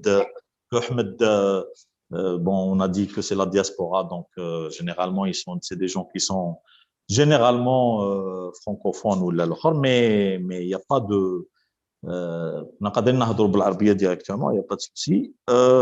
Deuxième point, la volonté politique, est-ce qu'il y a pas, on voit de la volonté pour faire des choses, pas uniquement puisque les gens veulent faire, mais puisque l'État ou le gouvernement est dans l'obligation de le faire. C'est pas une question c'est une question d'obligation. Ils sont obligés d'aller vers le digital, ils sont obligés de simplifier les choses. Et donc, la volonté politique, ça dépasse beaucoup, c'est un autre sujet. Depuis le 22 février, on sait ce qui se passe. Donc, ça dépasse le débat ce qu'est une volonté de digitalisation. La volonté, c'est quelque chose de plus large. Troisième point, savoir, c'est que c'est pas pour jeter des fleurs au ministère ou au ministre, mais il faut dire que le système startup خرج من zéro. Ça veut dire حفر ما كاش ساس, essaye de mettre en place quelque chose, essaye de mettre le truc, le Startup Act ou la loi, essayer de mettre la commission. La chose se font dans la précipitation, mais les gens essayent de faire des choses, même avec une qualité qui... C'est pas un ministère qui date de 5 ans, où il y a un jeune à la tête qui a fait beaucoup d'efforts. Le site, il est médiocre, c'est dans la précipitation. Il y a peut-être beaucoup de choses à dire sur ça, mais jusqu'à présent, il y a beaucoup de jeunes qui ont eu le label Startup, il y a beaucoup de jeunes qui ont commencé à travailler, c'est bien. C'est des choses, il faut améliorer le site, oui, il faut améliorer la communication, oui, il faut faire plus d'efforts, oui, il faut impliquer plus de gens avec expérience, oui, il faut tout ce qui est business angels, financement, faire des... Oui, tout ça, je suis d'accord. Mais je suis... أنا مانيش من الناس اللي يحبوا يشوفوها بينار. Donc, soit ما كاش ولا هايلة. أنا بلد متخلف. On est un pays du tiers-monde avec tout ce qu'on a passé. Donc, quand on voit des choses, il y a une volonté pour améliorer les choses. On dit comme ça, mais il faut améliorer. La critique, elle est là, ok, mais il faut faire quelque chose dans le terrain pour construire. Faire des actions, rester dans son coin et écrire sur Facebook ou LinkedIn, ça va pas, c'est médiocre. Bon, c'est bien, mais ça reste un acte passif. Pour moi, les gens qui peuvent faire des choses, moi je parle de moi-même, c'est les gens soit à l'étranger qui se font des initiatives, les gens qui sont en Algérie, essayons de faire quelque chose de positif, de faire avancer les choses et d'aider ces décideurs, ces responsables à faire mieux leur boulot. Ce que vous avez, par rapport à Sonatrach, oui, on le sait, c'est pas uniquement pour le cas de Sonatrach, il y a des jeunes qui peuvent faire une application mobile, une application extrêmement efficace ou qui va, par exemple, faire servir une mairie ou ou là un service administratif ou là يقولوا عباك ما نقدرش نخلصك puis je dois passer par un appel d'offres هذاك السيد ما يقدرش يديها عليك غدوه يدخل الحبس. Donc, c'est la loi qui doit changer. Donc, son attraque, c'est la même chose. Donc, il y a beaucoup de problèmes structurels au niveau État, système financier, système bancaire, taux de change, il y a beaucoup de problèmes profonds où les conséquences vers une start-up. C'est malheureux, mais c'est la réalité. Mais avec tout ça, il faut essayer à chaque fois qu'on bon, ce que Ahmed fait ou ce qu'on essaie de faire, c'est dans toutes ces défaillances, essayons de trouver ce qu'on peut faire de positif pour améliorer les choses, pour aider les gens à faire quelque chose de bien, pour créer des postes de travail, pour encourager les jeunes à rester, à faire des choses positives, à faire avancer le pays. Toute l'analyse des défaillances ou des inconvénients de l'économie في البلاد, je pense que tout le monde le sait. Et encore une fois, on parle au nom de personnes. On est là, on parle avec نضرب اسمنا نضرب اسم حتى واحد et on n'est pas là pour faire la promotion du gouvernement ماناش هنا باش نديروا الشتاء ولا نقولوا بلي الجوفرنمون مليح ولا الحكومه مليحه bon ça veut dire c'est pas notre mission ce que vous avez dit c'est correct dans l'absolu mais c'est très difficile de rester loin ونستناو حتى السيستم يتقدم وحده باش من بعد on va essayer de faire des choses. Je pense que le plus important pour moi, le plus logique, c'est d'essayer avec cet environnement qui est difficile, complexe, essayer de faire quelque chose de positif et faire de belles choses. Voilà. Merci Yazid de cette vue des choses en fait d'une manière pragmatique. C'est vrai, احنا على بالنا كامل واش صرا في الجزائر, على بالنا بلي c'est difficile d'investir, de créer des entreprises, d'avoir des contrats, etc. Même au sein de Algerian Business Club, en fait, on reçoit tous les jours des commentaires, des messages dans ce sens. Mais voilà, donc le constat il est devant nous. On a deux choix. Soit on reste comme ça, on fait rien. Soit on essaie en fait d'aider en fait ces décideurs. Il y en a plein de gens en fait, de décideurs qui sont au sommet de l'État et qui essaient de faire leur maximum, qui essaient de faire en fait les choses correctement. Ils ont besoin en fait d'aide de la part des citoyens. Donc, ce qu'on essaie, c'est de faire un naqd al-banna, ou un naqd al-ijabi, مش النقد السلبي. النقد الإيجابي, c'est pour faire avancer en fait les choses. C'est-à-dire en fait travailler collectivement d'une manière intelligente. Et c'est ça qui manque aux Algériens, c'est de travailler avec une intelligence collective. Et je pense que si on arrive à avoir en fait un mécanisme de le faire, ça sera top pour l'Algérie. On va avancer rapidement, Inch'Allah. Donc je passe la parole aux autres. Monsieur Amin, il a la parole, il peut intervenir. السلام عليكم ورحمة الله وبركاته. معكم أمين. أمين شيكاغو. يعطيكم الصحة على presentation. It was really interesting. If you don't mind that I speak in English, is that okay? Yes. Okay. You don't have to answer in English. That's fine. I have two questions. The first one that's regarding the strategy. I know that you are not part of the government, but is there any 5-year, maybe 10-year vision in terms of digitization?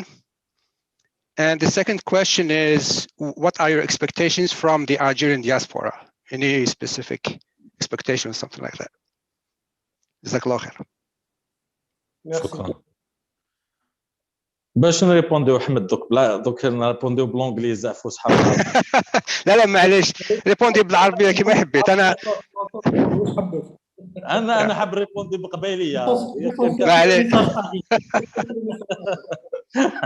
Alors, sauf en termes de stratégie, pour être clair, le gouvernement, pour dire qu'avant, on avait ce qu'on appelle la stratégie Algérie 2013. Il y avait un document qui a été écrit carrément, détaillé, mais malheureusement, qui n'a pas été pris en considération. Maintenant, vu la situation politique et tout, sincèrement, pour moi, ils sont sur le tactique, ils ne sont pas sur le stratégique. Hein. Ils sont sur vraiment le court terme, régler ce qui est vraiment en urgence. Il y avait un projet qui est toujours c'est l'Agence nationale du numérique, qui était l'agence qui devait tracer la vision digitale en Algérie jusqu'à 2030, mais qui n'a pas encore vu le jour, pour plusieurs raisons.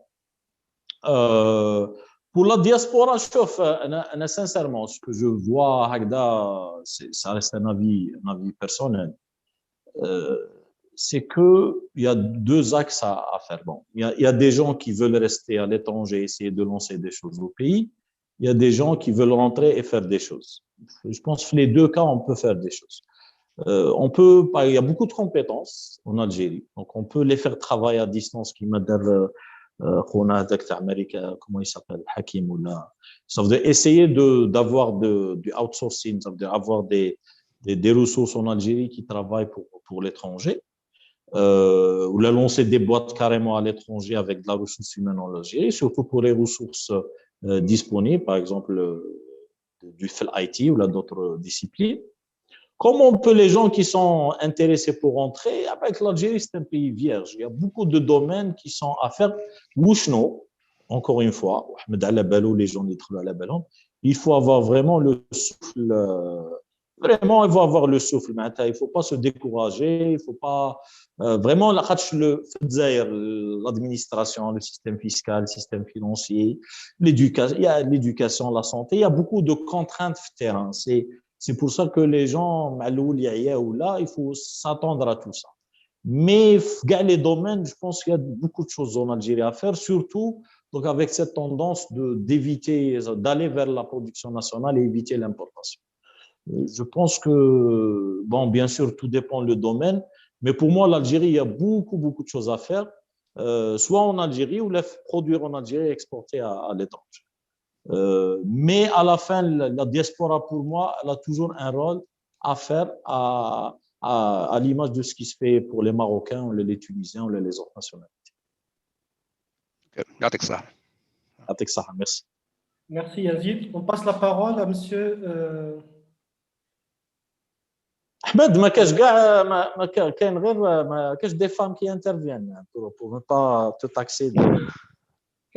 Kain Habiba, elle a intervenu au début. Après, on a aussi Fatou. Donc, on va y arriver. Moi, je passe la parole par priorité. Donc, pour ne pas attendre les gens beaucoup. Donc, ça dit, il peut intervenir, il peut poser sa question.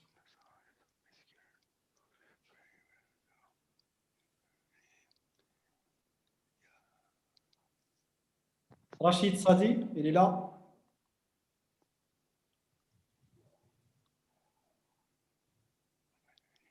Bon, sinon, alors, bonsoir tout le monde. Bonsoir. Oui, allô, vous m'entendez? Oui, oui. Très bien.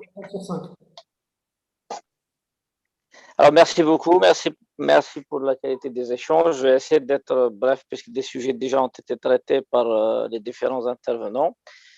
Moi, j'ai la première remarque par rapport à la partie utilisation du numérique, ce qu'on a focalisé au départ sur le e-payment.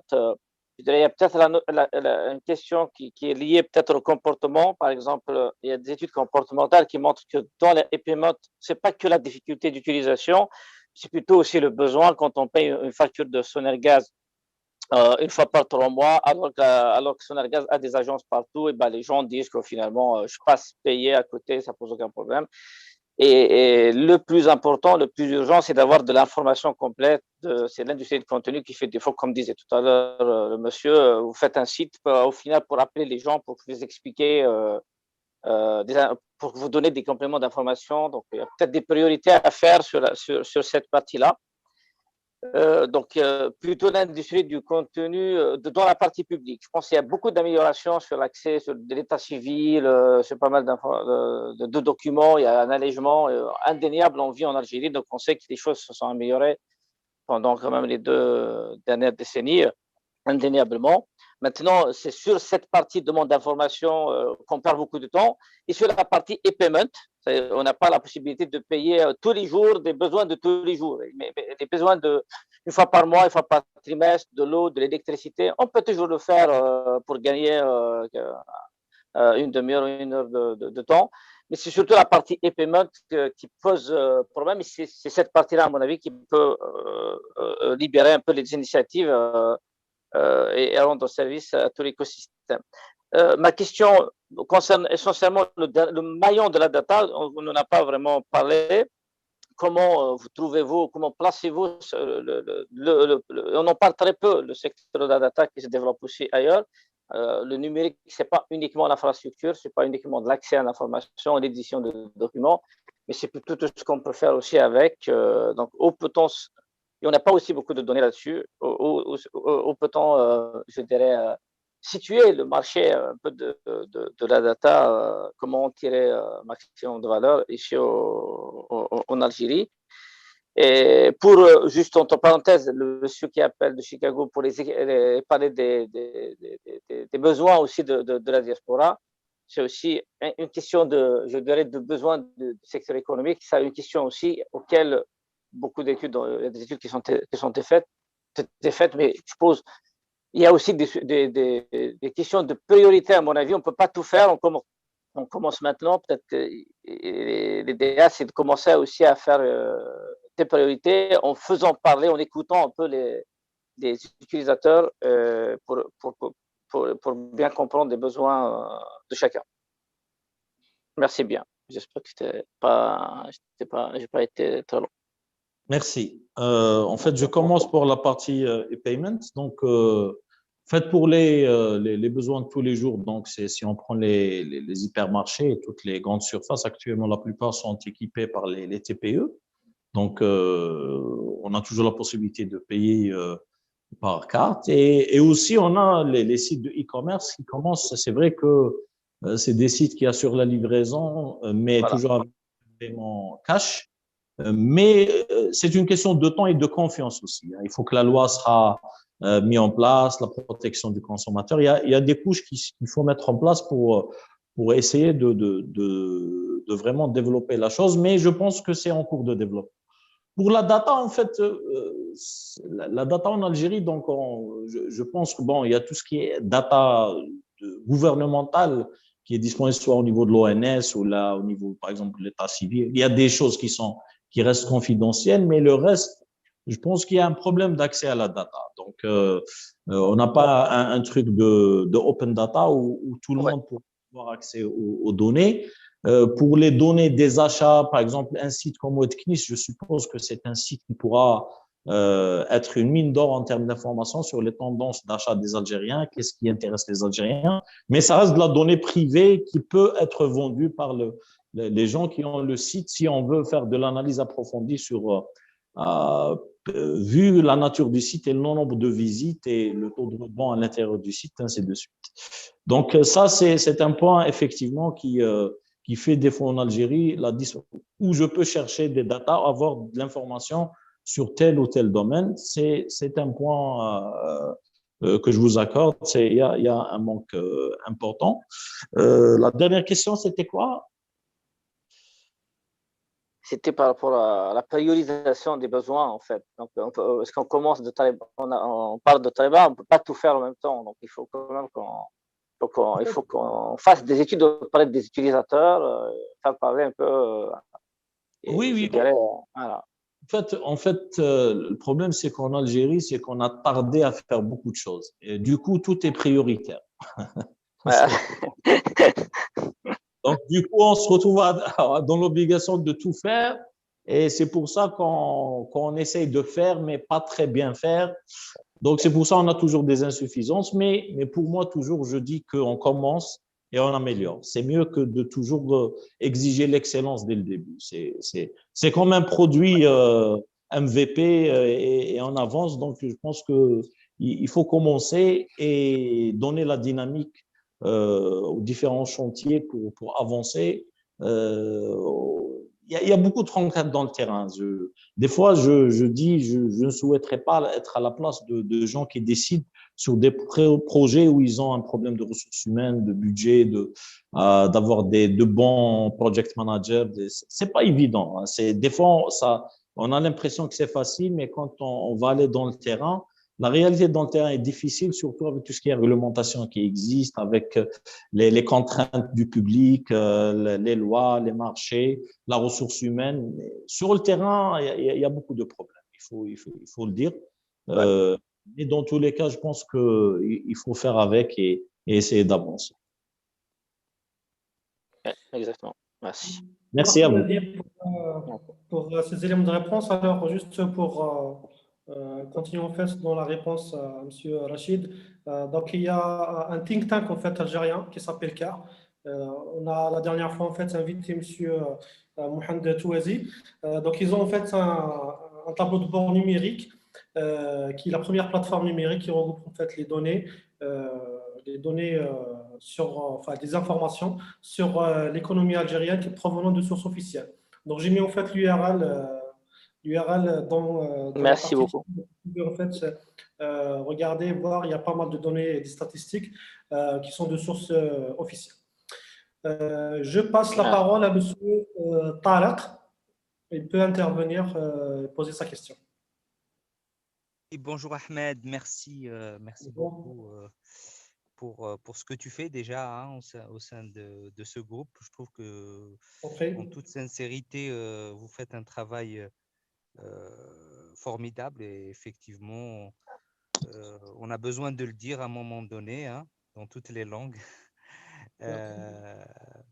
Moi j'ai créé ma PME industrielle à Tizi Ouzou en 2016.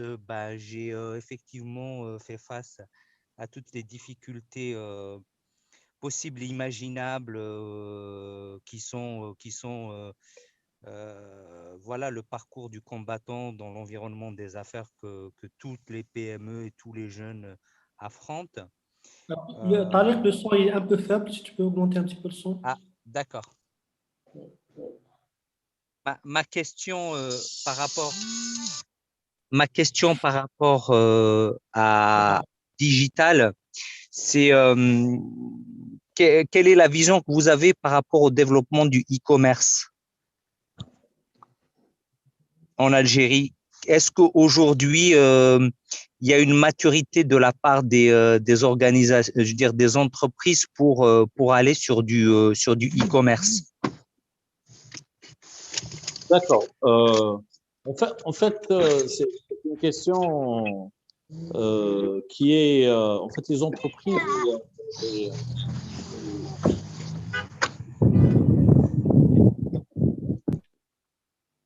Alors oui.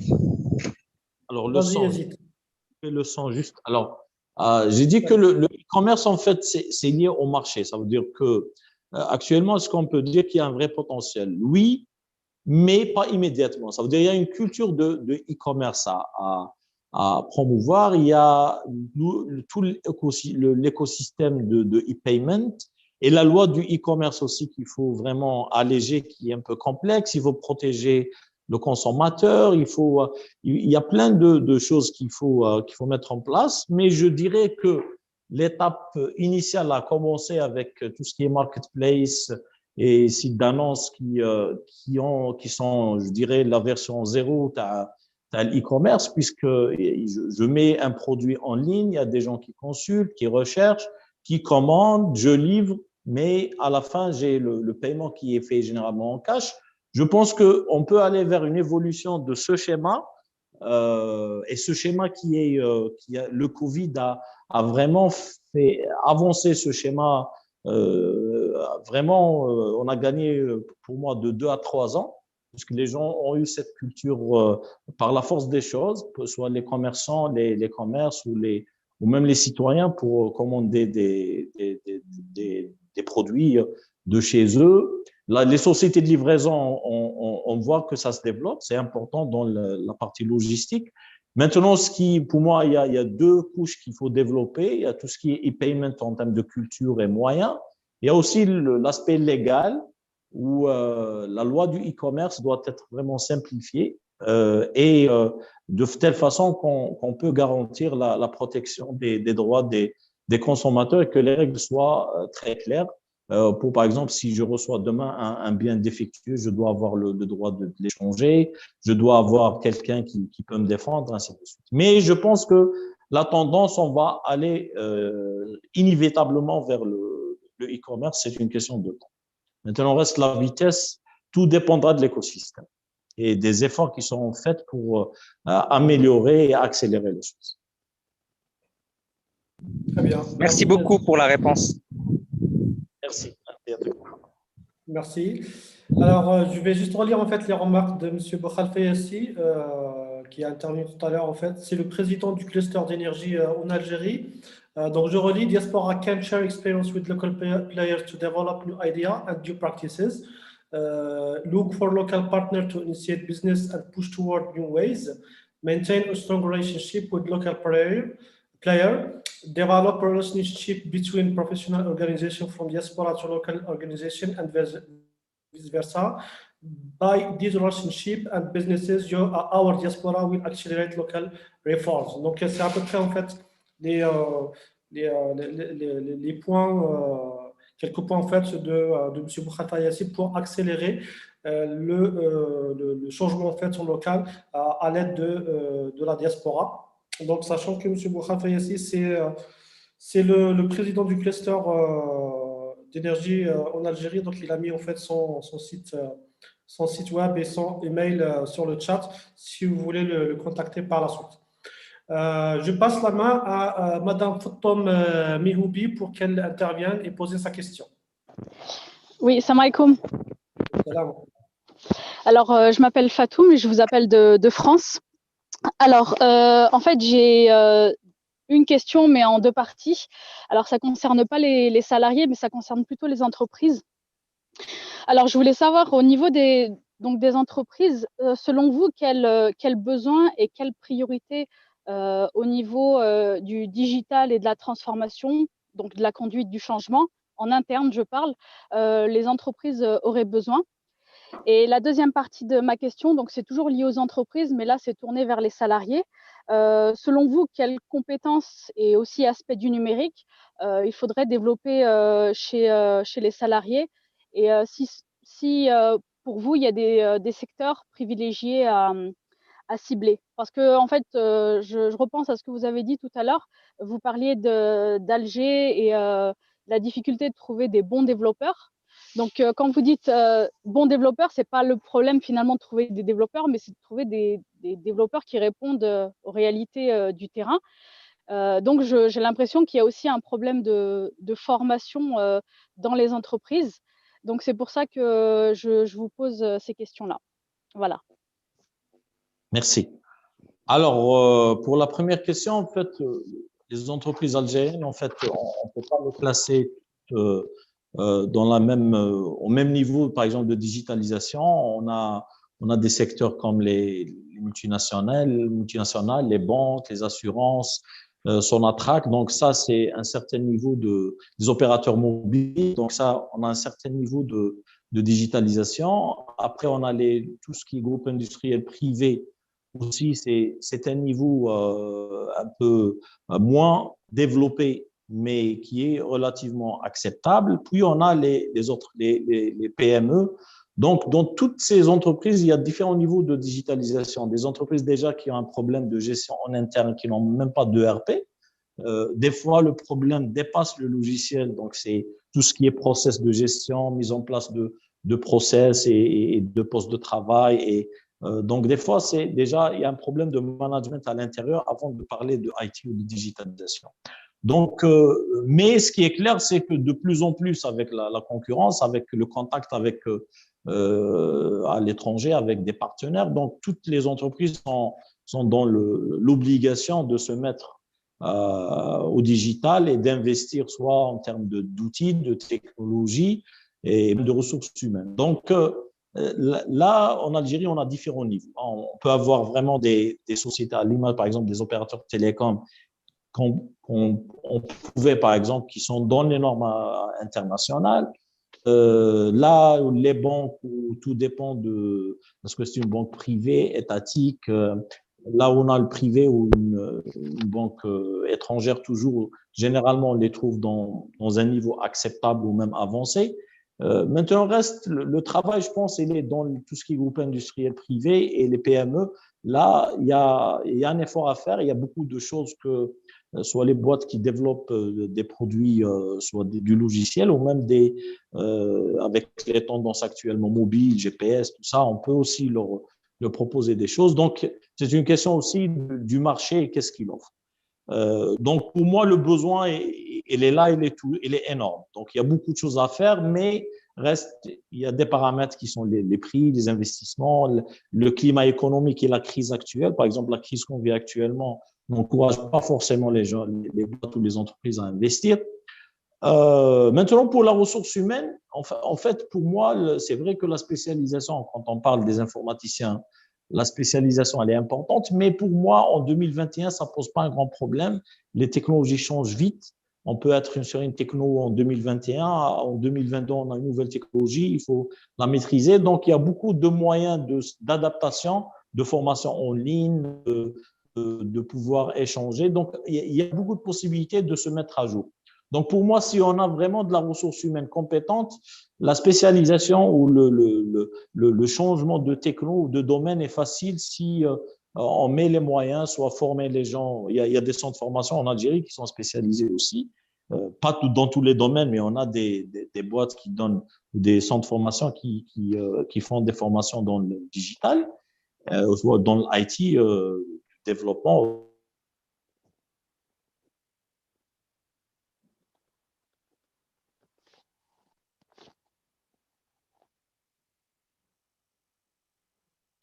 Allô?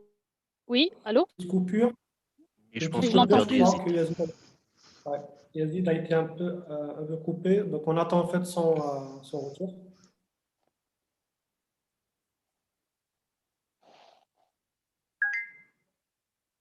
Yazid?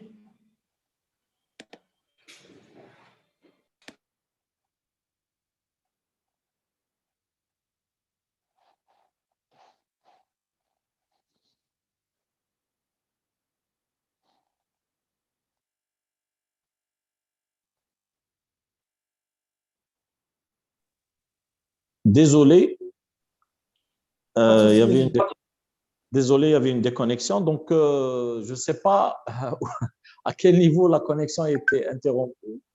En fait, vous disiez qu'il y a des organismes de formation qui sont spécialisés dans le digital et l'IT. D'accord. Et après la suite, on n'a pas entendu. Voilà, donc j'ai dit que soit en présentiel, ça veut dire on envoie des gens pour se former dans des centres de formation, et on a aussi tout cet énorme potentiel qui existe dans la formation en ligne. Donc, on peut trouver vraiment ce qu'on veut en termes de formation technique sur différentes technologies en ligne. Et ça va être le mode par défaut, puisque là, les gens qui développent soit dans le mobile ou on a un changement technologique rapide et très intense. Donc, on est tout le temps en face d'un changement technologique. Il faut s'adapter, il faut se former. Donc, pour moi, c'est pas ça qui va poser problème. Le plus important, c'est d'avoir la bonne compétence qui est prête à suivre.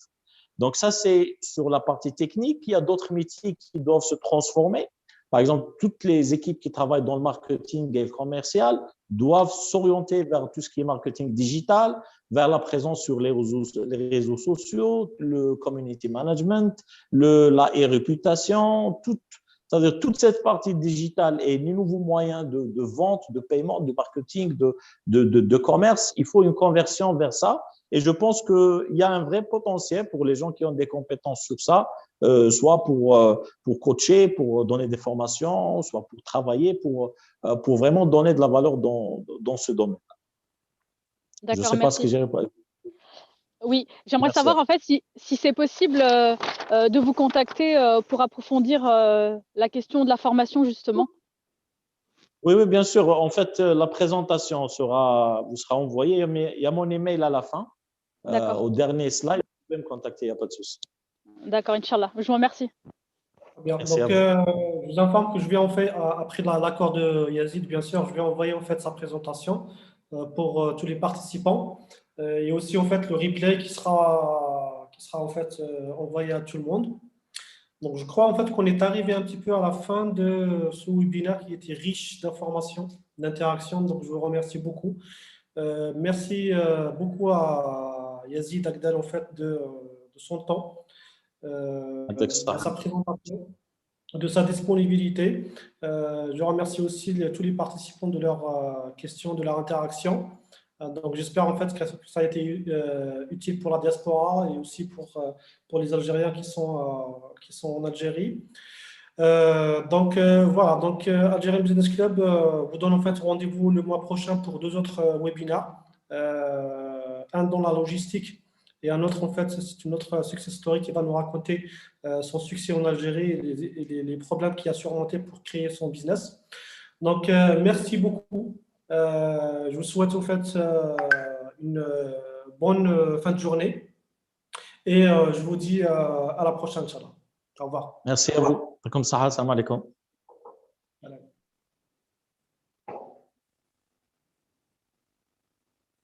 Salam alaikum.